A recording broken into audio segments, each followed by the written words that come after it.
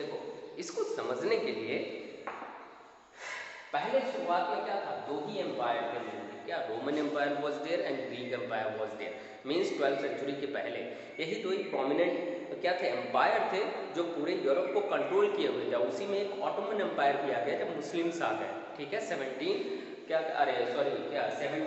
Onward क्या है, Muslims का राज एक तरीके से हुआ, या 800 BC 800 AD 800 AD के बाद मुस्लिम्स का इन्वेजन शुरू हुआ चारों तरफ। तो मुस्लिम्स ने यूरोप के काफ़ी पार्ट को कंट्रोल किया, ठीक है। तो यूरोप 3 पेयर में डिवाइड था, ग्रीक्स जिनका पावर एकदम खत्म हो गया था, ठीक है, रोमन्स एंड ऑटोमन एम्पायर।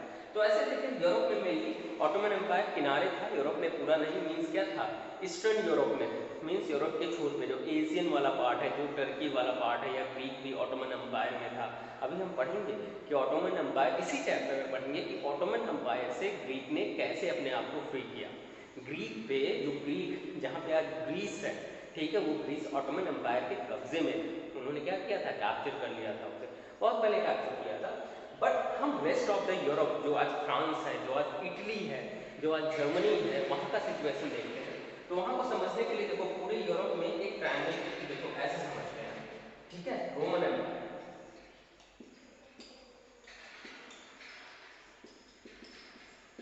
अब पूरा यूरोप जो था बहुत बड़ा लैंड मास, एक कॉन्टिनेंट है, वहाँ पे छोटे छोटे ऐसे क्या कबीले हुआ करते थे, जैसे हम उस दिन डिस्कस किए थे। अब वो छोटे छोटे और बड़े होते गए, वो अपने आप को एक किंगडम घोषित कर लिया। ऑल दो दूसरा वाला भी सेम लैंग्वेज बोल रहा है, ये भी सेम लैंग्वेज बोल रहा है, लेकिन थोड़ी दूर और जाते हैं उनका कल्चर अलग हो गया। लेकिन इस पूरी टेरिटरी को एक राजा कैप्चर कर रखा था, उनमें आपस में समानता नहीं था, उनमें आपस में कुछ नहीं था, लेकिन राजा ताकतवर था, बाउंड्री होती थी, वो उसको कैप्चर किया हुआ था। तो एक तरीके से अगर हम देखें तो पूरे यूरोप में रोमन एम्पायर का वो कब्जा था। अब रोम कहाँ है, इटली, इटली आज इटली का कैपिटल सिटी है, कैपिटल सिटी रोम है।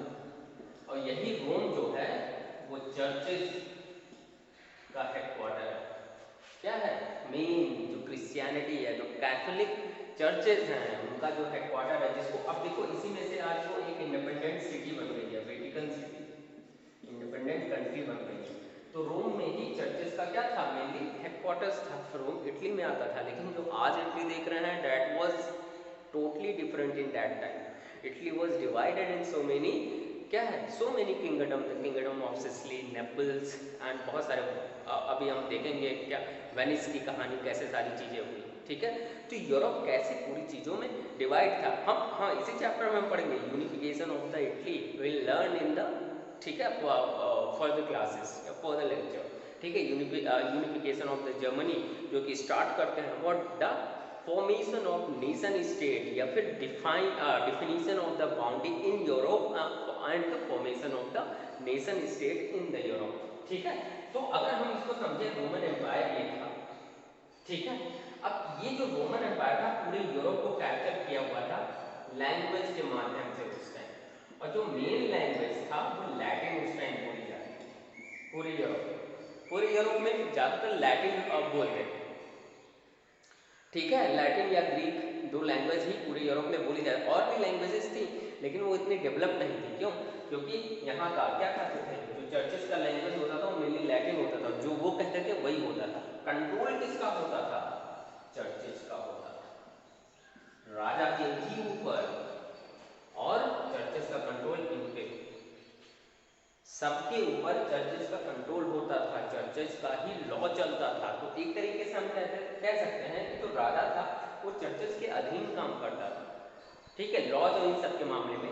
और तो चर्चेस ने भी बहुत लड़ाई की, द ग्रेट क्रूसैडर्स जो मुस्लिम से जाकर लड़ते हैं, ठीक है, चर्चेस ने भी बहुत लड़ाई की, ठीक है, बहुत कुछ किया अपनी चीज़ों को बचाने के लिए। एक टाइम का जब साइंटिफिक एवोल्यूशन शुरू हुए, new think tank was in Europe, then churches और जो ये नए लोग होते थे उनमें टकराव होना शुरू हुआ, सीक्रेट सोसाइटी बननी शुरू हुई यूरोप में, एल्यूमिनाटी, बहुत अच्छी अच्छी मूवीज़ बनी है, go and watch these movies, very interesting, ठीक है। पूरे यूरोप की नॉलेज मिलती है, हर जगह की नॉलेज मिलती है, ठीक है। तो बहुत सारी चीज़ें यहाँ से हमें पता चलती है। तो ये सिचुएशन था, मैंने क्या, रोमन एम्पायर था, चर्चेस का कंट्रोल था, लैंग्वेज लैटिन बोली जाती थी मेनली, ठीक है। एक और देखो लैटिन से ही सारे लैंग्वेज आ गए, इंग्लिश, फ्रेंच, जर्मन सब लैंग्वेज लैटिन से ही आए, जैसे अपने इंडिया में Sanskrit is the mother language of all the things. Hindi Sanskrit से आई है, तमिल संस्कृत से आई है, तेलुगु संस्कृत से आई है, सारी जो लैंग्वेजेस हैं इंडिया में वो संस्कृत से डिराइव है। वैसे यूरोप में भी एक लैंग्वेज थी मिली लैटिन, ग्रीक, जो रोमन एम्पायर में बोली जाती थी, और वो वहाँ से फिर धीरे धीरे जब ये सब अलग होने शुरू हुए तो जैसे क्या, जैसे गांव में ये देखो आप लोग, ठीक है, कि हमारा लैंग्वेज कैसा है, हिंदी थोड़ी ना, हम गांव में देखो कुछ अलग बोलते हैं, अवधी लैंग्वेज बोलते हैं, भोजपुरी से मिक्स कर दिया। अब यही आप सपोज बस्ती है, बस्ती में लैंग्वेज है, और सपोज बस्ती उत्तर प्रदेश से अलग होकर एक नया देश बना ले, इंडिया से अलग होकर नया देश बना ले, और अपनी भाषा क्या भोजपुरी और अवधी को मिक्स करके जो हम बोलते हैं उसका कोई नया नाम दे दे, तो एक नया लैंग्वेज बन गया। लेकिन अभी हम क्या जानते हैं कि हमारा जो लैंग्वेज है वो इंग्लिश है, लेकिन हम क्या इंग्लिश प्रॉपरली, अरे सॉरी हिंदी है, क्या हिंदी प्रॉपरली बोलते हैं? लोकल देखो कोई कोई नहीं प्रॉपरली बोलता है, क्या है, हम मिक्स लैंग्वेज बोलते हैं। तो वैसे यूरोप में भी था, लैटिन और जो था पूरा, लेकिन सब लोग अपनी क्या बोलते थे, अपना डायलेक्ट्स बोलते थे, ठीक है, अपनी भाषा बोलते थे, जो थोड़ा सा लैटिन से मिलता जुलता टूटता फूटता अलग होता गया। ऐसे इंग्लिश बन गया, फ्रेंच, जर्मन, सारे लैंग्वेज अलग एरिया में बनते चले गए। और जब ये जो छोटी छोटी जगह थी वो जब इंडिपेंडेंट रोमन एम्पायर से होनी शुरू हो गई तो यही लैंग्वेज को अपना नेशनल लैंग्वेज बनाने लगे, ठीक है। इस हिसाब से आज यूरोप में देखें तो कितनी सारी लैंग्वेज है, so many languages are there, ठीक है। तो how these things work get evolve, ये सारी रीजन थी, ठीक है, कि एक अंपायर टूटता है, चर्चेस का कंट्रोल था, लैंग्वेज। अब देखो ये था मेनली बाउंड उस टाइम था, ये यूरोप था, सिचुएशन यूरोप की ये। प्रॉब्लम कैसे शुरू हुई? Magna carta, Magna carta England में आया, प्रॉब्लम होनी क्या हो गई, शुरू हो गई। अब प्रॉब्लम होनी शुरू कैसे, हम इसे डिफाइन करेंगे कि प्रॉब्लम कैसे होनी शुरू हो गई, ठीक है। अब देखते हैं हम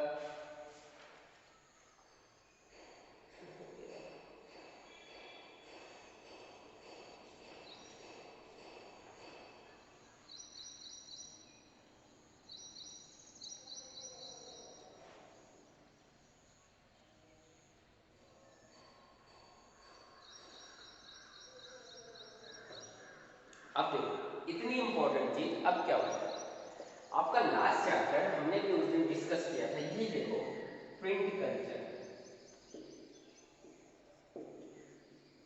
ठीक है, लास्ट चैप्टर, उसको इससे लिंक करके कैसे देखते हैं, ठीक है।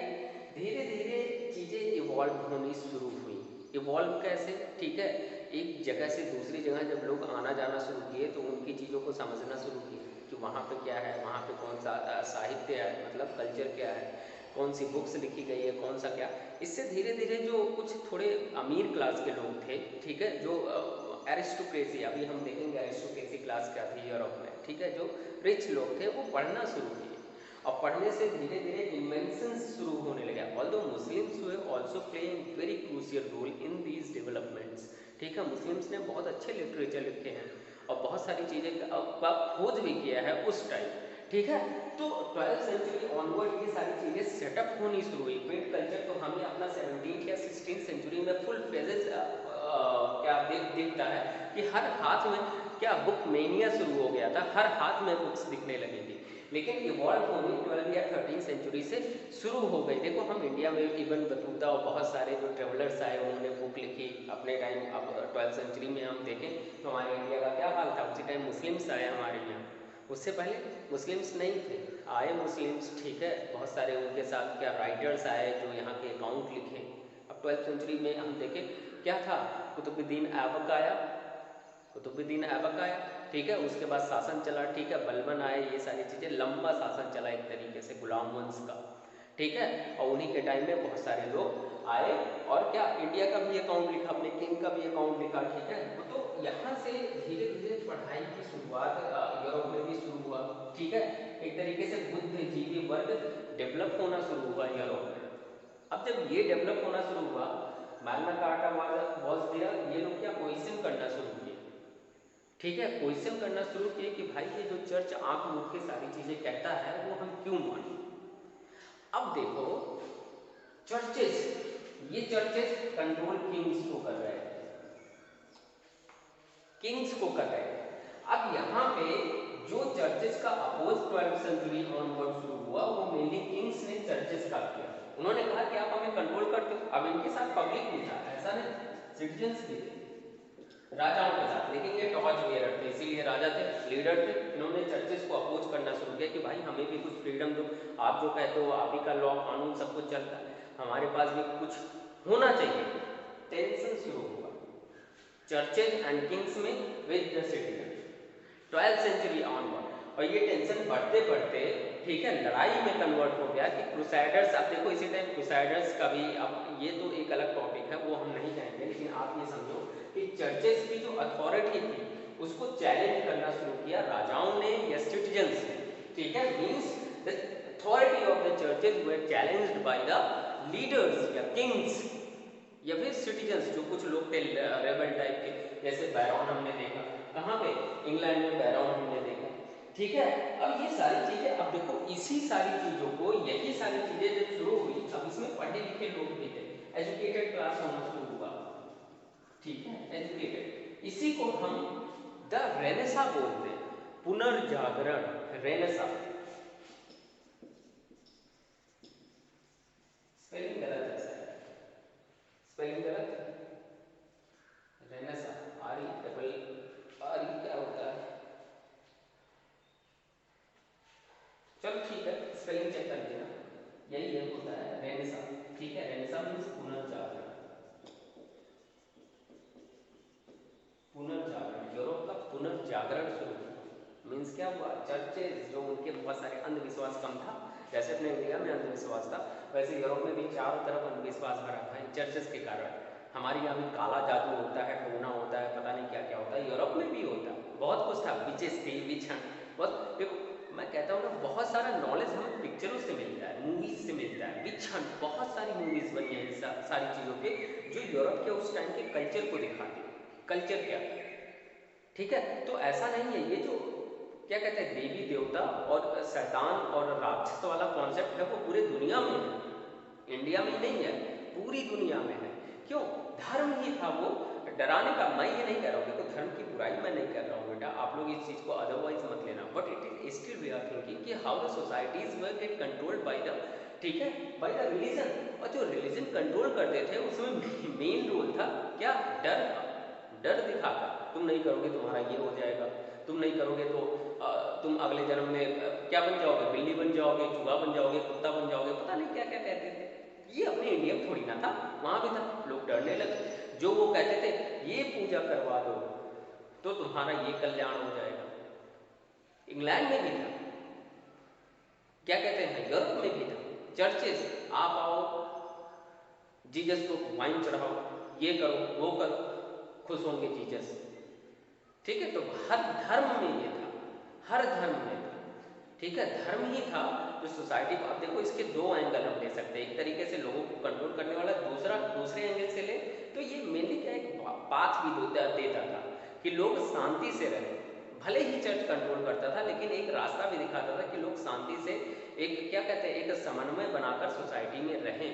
तो धर्म दोनों, हम पूरी बुराई नहीं कर सकते, धर्म एक तरफ अच्छा भी था, एक तरफ थोड़ा बुरा भी था, ठीक है। लोगों को कंट्रोल करने वाला, लड़ाई करने वाला कोई उसका अपोज कर रहा है तो उन्हें सबसे बड़ा डर यही रहता था, चर्चेस को या फिर किसी भी अथॉरिटी को सबसे बड़ा ये डर रहता है कि हमारी अथॉरिटी खत्म ना हो जाए अगर सिटीजन्स हमसे क्वेश्चन करना शुरू किए। रेनेसा वही था जो चर्चेस से क्वेश्चन करना शुरू किए, ये किंग्स, ये एजुकेटेड क्लास, इसको रेनेसा ऑफ द यूरोप बोला गया, वो यही चर्चेस की अथॉरिटी को क्वेश्चन करना शुरू किए। अब देखो ये first phase of the revolution in Europe शुरू होता है, पूरे यूरोप में एक तरीके से ये चीजें फैलती गई और फाइनली एक ट्रीटी होती है। कई एक्चुअली अब उसमें कई राजा चर्च का भी सपोर्ट करते थे, कई अपोज करते थे, बहुत सारी क्या पॉलिटिक्स चलती थी। तो फाइनली एक ट्रीटी हुई जिसमें किंग्स को पावर मिली ज्यादा, और वो ट्रीटी था वेस्टफेलिया की treaty of Westphalia, treaty of Westphalia, ये जर्मनी में एक जगह है वेस्टफेलिया, ठीक है। वहां पे एक ट्रीटी हुई जिसमें बहुत सारा पावर, ऑफ ट्रीटी में बहुत सारे चार्टर थे, उसके डिटेल में हम नहीं जाएंगे, ये तो आपके क्या सिलेबस में भी नहीं है। ये ट्रीटी 1648 में 1638 और ये ट्रीटी मेनली शिफ्ट करती है यूरोप की, क्या कहते हैं, ये ट्रीटी क्या करती है, शिफ्ट करती है यूरोप के पावर को राजाओं के पास। यहाँ से राजाओं का रूल शुरू होता है मेनली। अब धीरे धीरे ये तो ट्रीटी कुछ लोगों के बीच में भी, लेकिन धीरे धीरे धीरे देखते देखते पूरा यूरोप एक तरीके से चर्चेस से इंडिपेंडेंट होने लगा।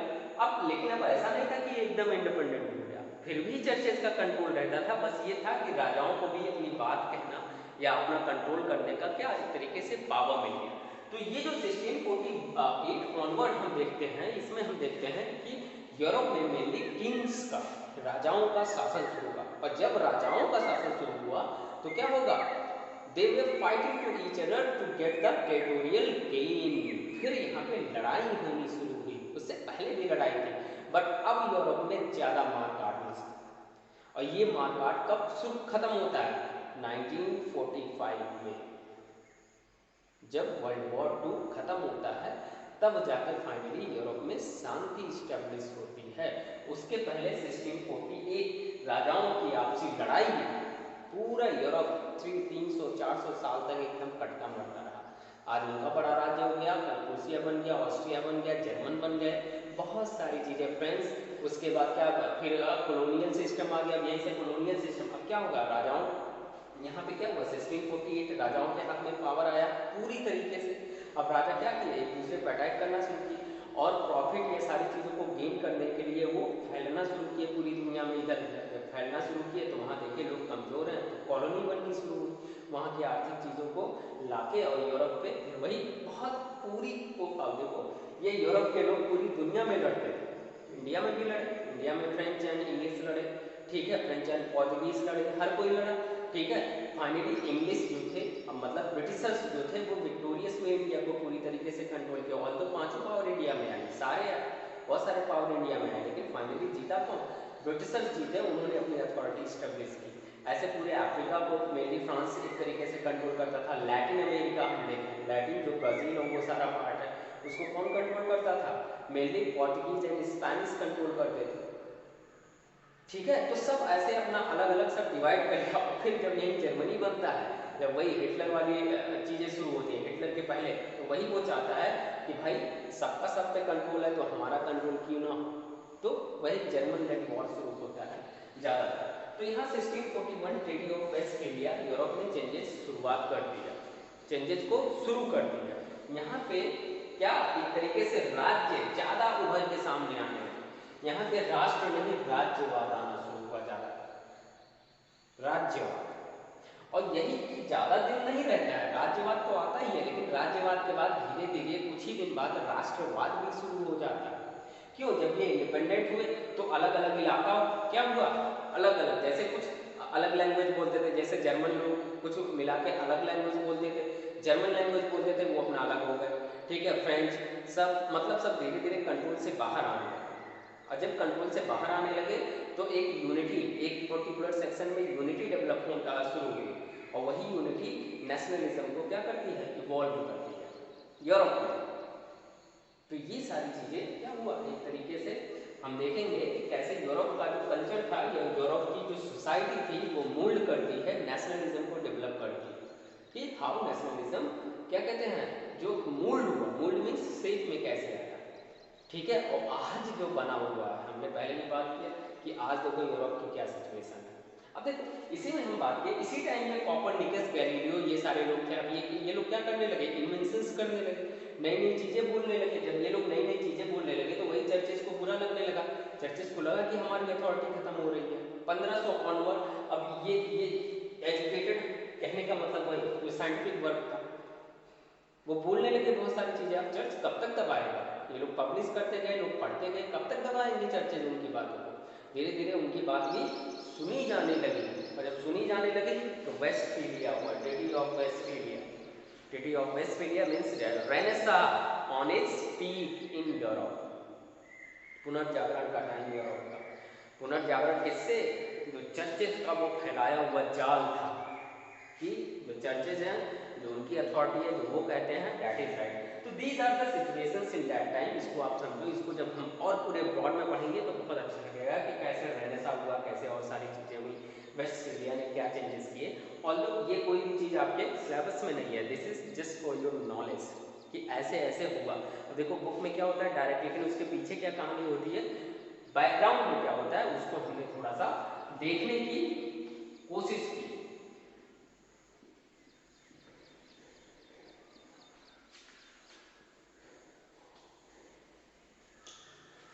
ओके, अब हम देखते हैं कि सिस्टीन